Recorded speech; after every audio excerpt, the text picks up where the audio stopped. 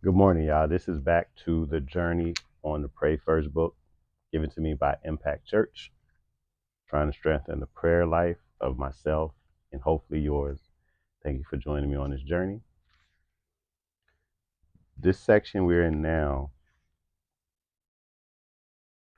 is praying scripture.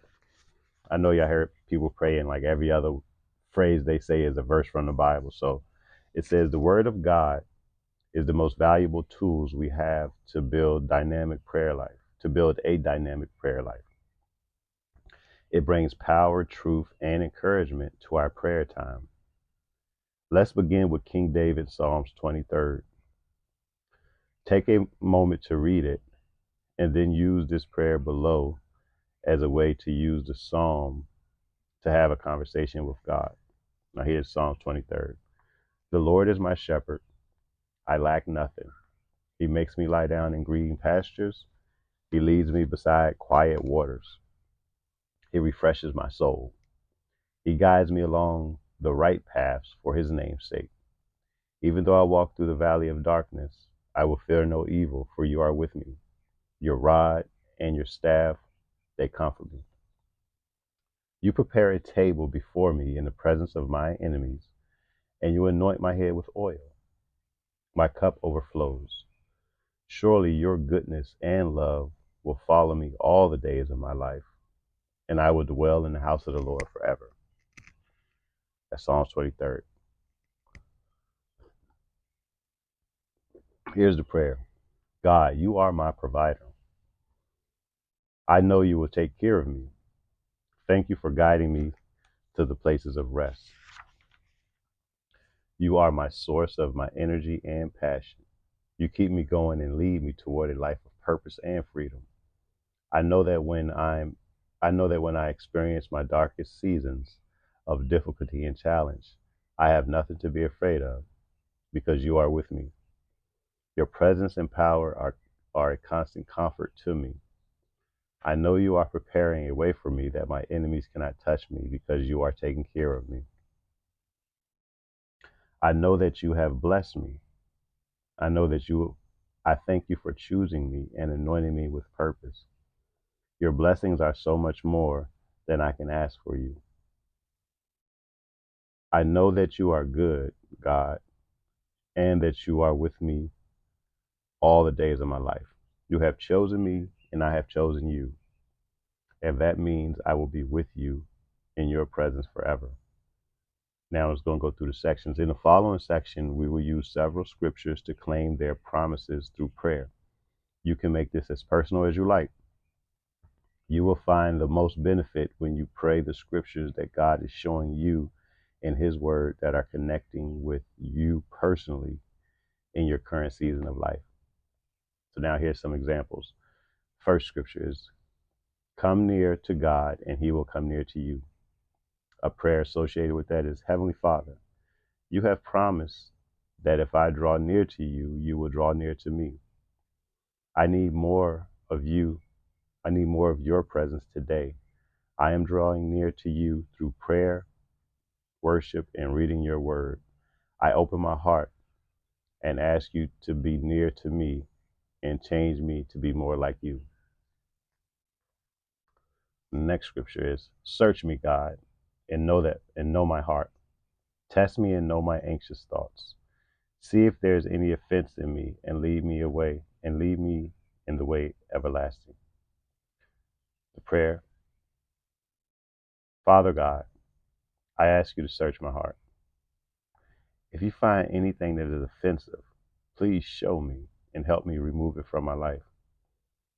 Lead me to live a life that draws people to you.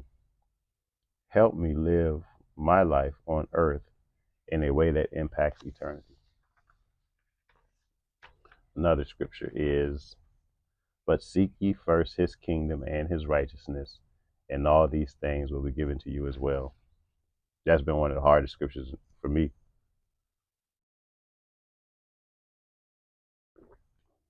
Matthew 6:33. Seek ye first the kingdom of God and all his righteousness, and all these things will be given to you as well. The prayer associated is, your word tells me that if I seek first your kingdom and your righteousness, you will lead me to a life of blessing, purpose, and freedom. I am yours today, God, and I give this day to you. Help me to focus on your priorities first, sharing your love and making your name known. I know that by focusing on you rather than myself, I will receive joy and peace. It's a nice prayer. Next scripture is James 4:10. Humble yourselves before the Lord, and he will lift you up. Excuse me, I got to sneeze. Excuse me. I'm sorry about that, y'all. Humble yourselves before the Lord, and he will lift you up. The prayer is, God, you have promised that if I humble myself before you, you will lift me up. I recognize today that I cannot succeed on my own, and I need you in every moment. I humble myself before you. I ask you to work on and through me today. My time, efforts, thoughts are yours today. Then name specific parts of your day and give them to God. Use me for your purposes, Lord. I trust you will be with me and lift me up. It's a nice prayer. Next scripture is 2 Timothy 1:7. For the Spirit of God, for the Spirit God gave us does not make us timid, but gives us power, love, and self-discipline. That's 2 Timothy chapter 1, verse 7. The prayer associated with that. Father, you have not given me a spirit of fear or timidity, but one of power, love, and self-discipline. When my mind feels out of control, I pray that you will renew my spirit and let power, love, and self-discipline fill me. Help me to look more like you every day. I declare that anything that is not of you has to leave me in Jesus' mighty name. I proclaim that I do not have a spirit of fear, but I have a sound and healthy mind. Scripture. And we know that all things works for the good of those who love him, who have been called according to his purpose.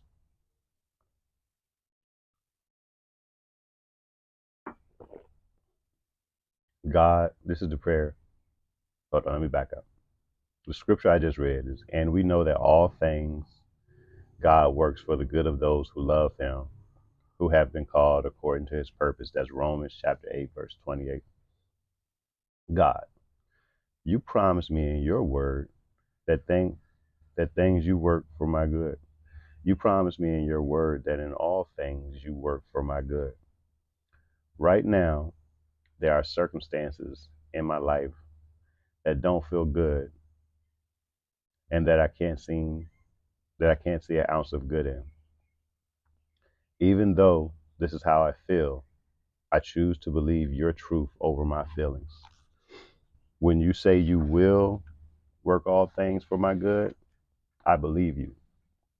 Even in situations that seem hopeless, I know you are working on my behalf and that you want more for me than I can ever want for myself. Thank you for having a purpose for me and for working all my life circumstances for good. That's a good prayer, especially if you're depressed. That's a great prayer right there. The next scripture is Psalms chapter 62, verse 8. Trust him at all times, you people. Pour out your hearts to him, for God is our refuge. The prayer associated with it is, Father, in your word you invite me to pour out my heart to you. You are my refuge, and I know that anything that I feel or do is okay to bring to you. Knowing that you are my safe place, knowing that you are a safe place for me, I come to you and give you everything on my heart. Then take a moment and talk to God about specific things that's on your heart. From what is worrying me to what is delighting me. What I hope for to what I am afraid of. I bring all to you because I know I can trust you. Help me and guide me in every area. In Jesus' name. That's a nice prayer. Let's see, I'm almost at my little 10-minute mark. I try to keep this 10 minutes so y'all feel comfortable tapping in and don't feel overbearing. Let's see. Yeah, I'm going to have to cut it there because I'm not going to finish this chapter. So what I'm going to do, I'm going to stop there. I'll pick up tomorrow, continuing through these scriptures and stuff. I pray that y'all, your prayer life strengthens. I pray that you're blessed. I pray that you know your value and your true self and your true worth. You continue to join me and thank Impact Church for providing me with this book. Pray first. This is my first time reading. I'm working through it along with you, just trying to get a better, stronger prayer life. Y'all be blessed in Jesus' name. Amen.